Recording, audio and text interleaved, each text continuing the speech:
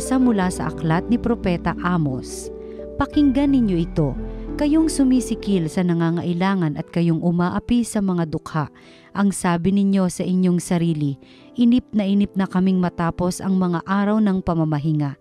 Hindi tuloy namin maipagbili ang aming mga inani. Kailan ba matatapos ang araw ng pamamahinga para mailako namin ang mga trigo?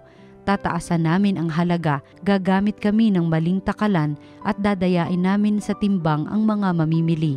Sa halaga ng isang pares na sandalyas, aming bibilhin bilang alipin ang taong dukha. Pati tulyapis ng trigo ay ipagbibili namin sa mataas na halaga. Sumumpa ang Panginoon, ang Diyos ng Israel, hindi ko na maipatatawad ang masasama nilang gawa. Ang salita ng Diyos. Purihin ang poong Diyos na sa dukhay nagtatampok.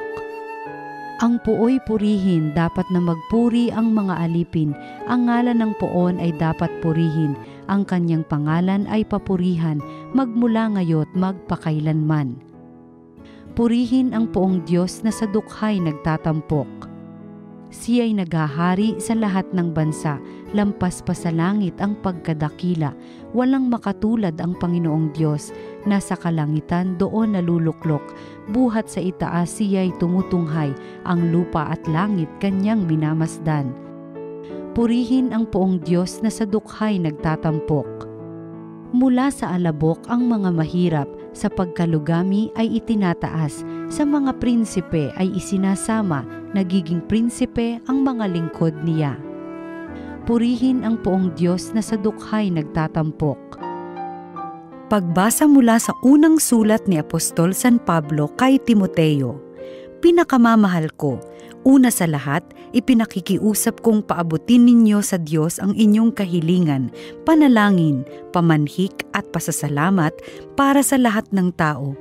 Gayon din ang gawin ninyo para sa mga hari at mga may kapangyarihan upang makapamuhay tayo ng tahimik at payapa, marangal at may kabanalan. Ito ang mabuti at nakalulugod sa Diyos na ating tagapagligtas, na ang ibig ay maligtas ang lahat ng tao at makaalam ng katotohanan. Sapagkat iisa ang Diyos at iisa ang tagapamagitan sa Diyos at sa mga tao, ang taong si Kristo Jesus na naghandog ng kanyang buhay upang tubusin ang lahat. Siya ang katunayan ng banal na layunin ng Diyos at nahayag sa takdang panahon. Dahil dito, ako'y hinirang na mga ngaral, apostol at tagapagturo ng pananampalataya at ng katotohanan ito sa mga hintil. Katotohanan ang sinasabi ko, hindi ako nagsisinungaling.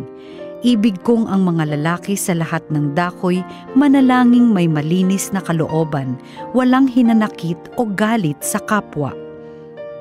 Ang salita ng Diyos. Salamat sa Diyos. Ang mabuting balita ng Panginoon ayon kay San Lucas. Noong panahong iyon, sinabi ni Jesus sa kanyang mga alagad, ang mapagkakatiwalaan sa maliit na bagay ay mapagkakatiwalaan din sa malaking bagay. Ang magdaraya sa maliit na bagay ay magdaraya rin sa malaking bagay. Kung hindi kayo mapagkatiwalaan sa mga kayamanan ng sanlibutang ito, sino ang magtitiwala sa inyo ng tunay na kayamanan? At kung hindi kayo mapagkatiwalaan sa kayamanan ng iba, sino ang magbibigay sa inyo ng talagang para sa inyo? Walang makapaglilingkod ng sabay sa dalawang Panginoon, sapagkat kapopootan niya ang isa at iibigin ang ikalawa, paglilingkuran ng tapat ang isa at hahamakin ang ikalawa. Hindi ninyo mapaglilingkuran ng sabay ang Diyos at ang kayamanan. Ang mabuting balita ng Panginoon. Pinupuri ka namin, Panginoong Hesukristo. Pinagpalang Sunday morning po sa inyong lahat. Sa linggong ito, napakaganda ng ating gospel sapagkat dinadala tayo doon sa tanong, ano bang iyong paraan? It's all about what we do if we think something is important. Sa Ebanghelyo ngayon, ang ginamit ay isang talinhaga ng, isang madayang alipin or servant. Pero ginamit niya yung kanyang pagiging tuso para siya'y makalusot sa kanyang sitwasyon. Ito ho, minsan ang lagi kong pinagbabalikan pagdating sa kabutihan sa paggawa ng kasamaan. Ang gumagawa ng masama, alam niyo po, bago gumawa masama, pinaplano talaga. Planado. Gumagawa ng paraan na siya hindi mahuli. Ang gumagawa ng kabutihan, minsan, reaksyon na nga lamang. That's the sad part about life right now, that bihirang-bihira na ang mga taong nagpaplano ng kabutihang gagawin niya. Halos ang nangyayari, pag mayroong humihingi ng tulong, tutulong. Pag may bagyo, magbibigay ng relief. Pero yung paplanuhin ng maigi, kung gusto nga, ikalendaryo pa eh. Yung gagawing kabutihan, bumibihira na yan at bumibihira. Samantalang ang sinasabi ng Panginoon ay yung patungkol dun sa, kung ito'y mahalaga para sa'yo, di gawa mo ng paraan. Gumawa ka ng paraan. Kaya yung tanong ko, anong paraan natin? Ano yung ating pinaglalaanan ng higit pa na pagpaplano sa buhay natin, lalo na yung sanay sa kabutihan?